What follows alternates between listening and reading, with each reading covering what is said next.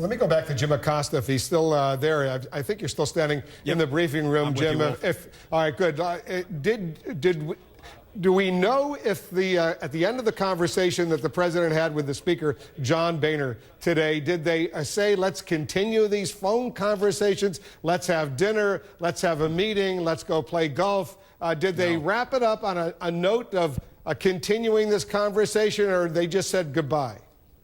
I think they just said goodbye, Wolf. I do think they will talk again, but here comes the president now, Wolf. All right, let's listen. Back to you. Good afternoon, everybody.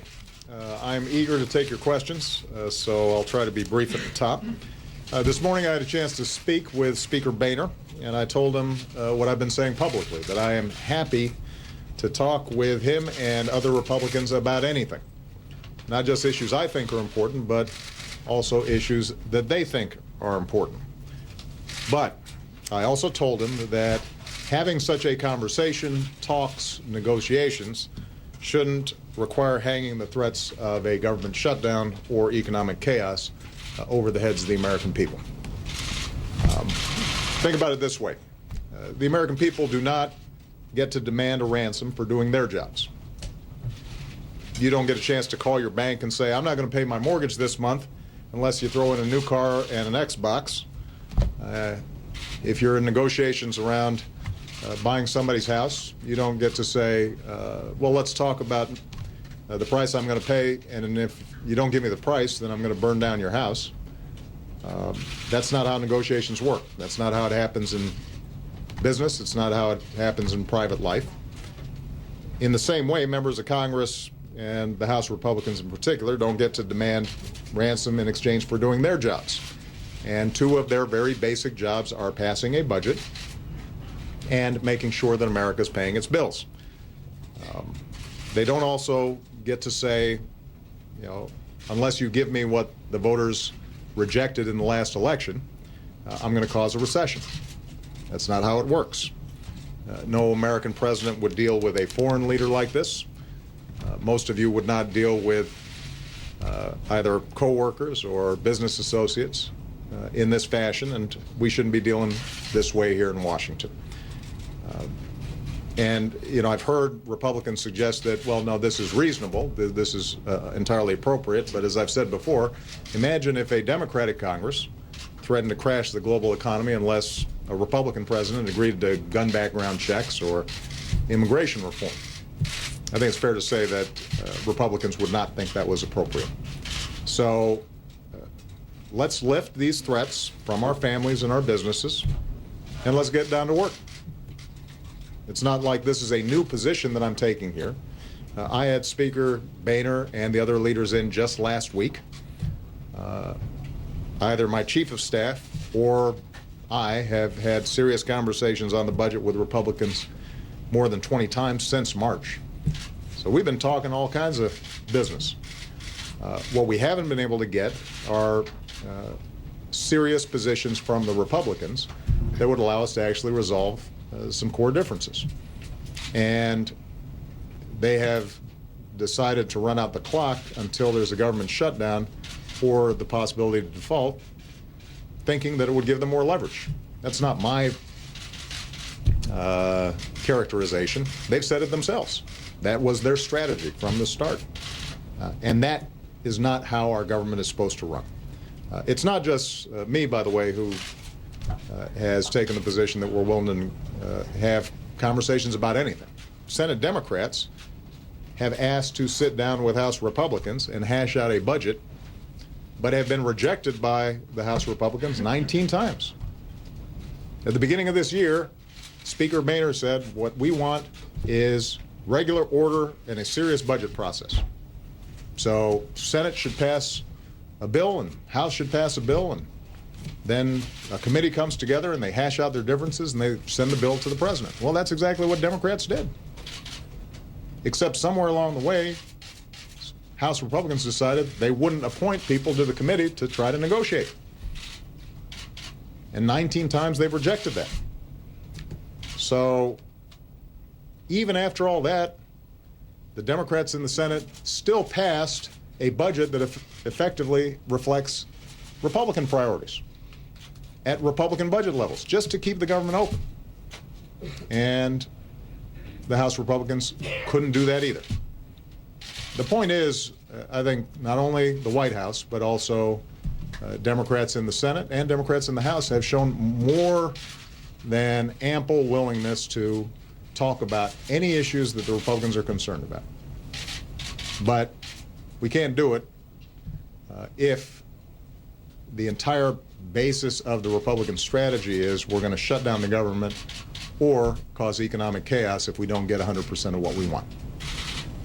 So my suggestion to the Speaker has been and will continue to be, let's stop the excuses. Let's take a vote in the House. Let's end this shutdown right now. Let's put people back to work. There are enough reasonable Republicans and Democrats in the House who are willing to vote yes on a budget that the Senate has already passed. That vote could take place today. Shutdown would be over. Then serious negotiations could proceed around every item in the budget.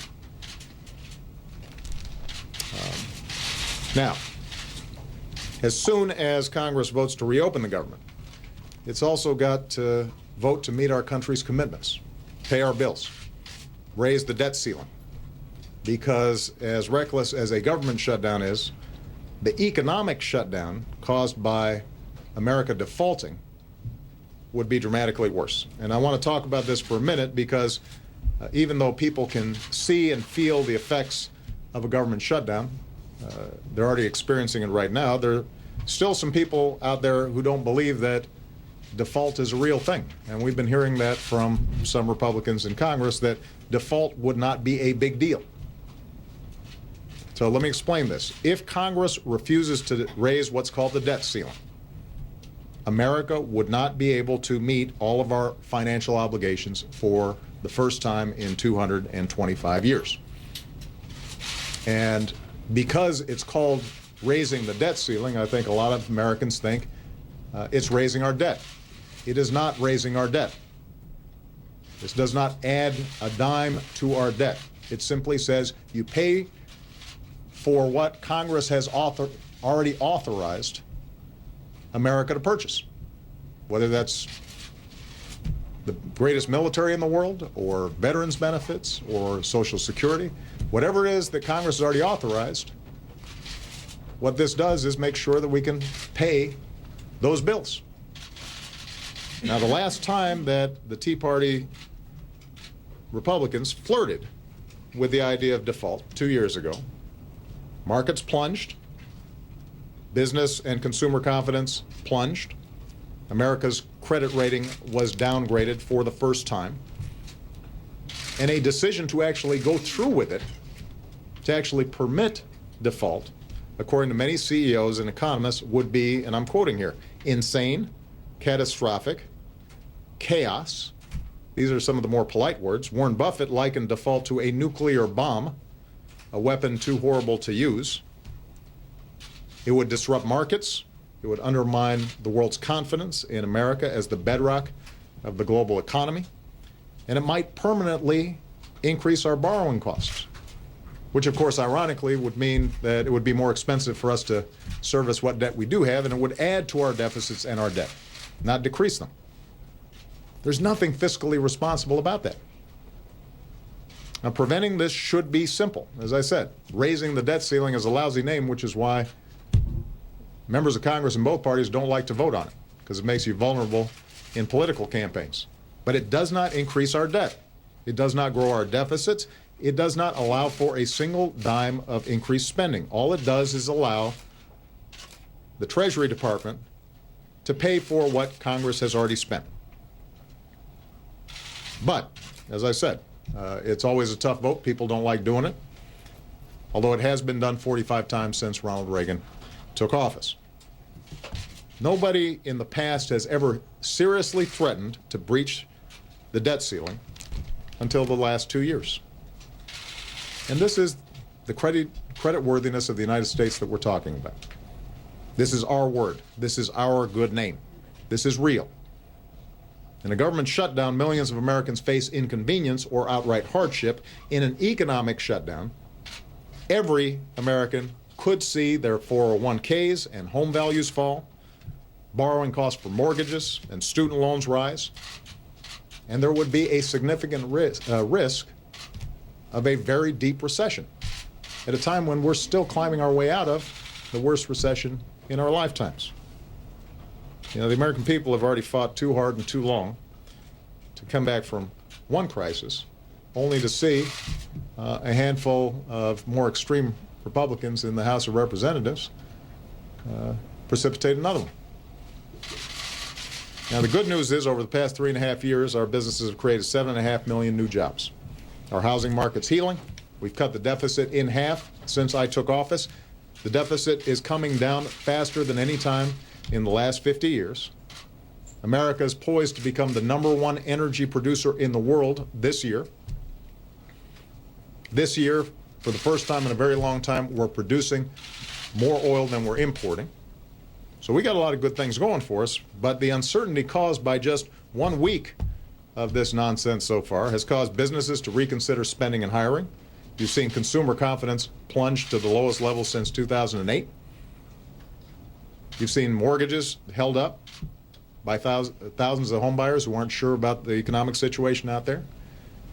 And all this adds to our deficits. It doesn't subtract from it. So we can't afford these manufactured crises every few months.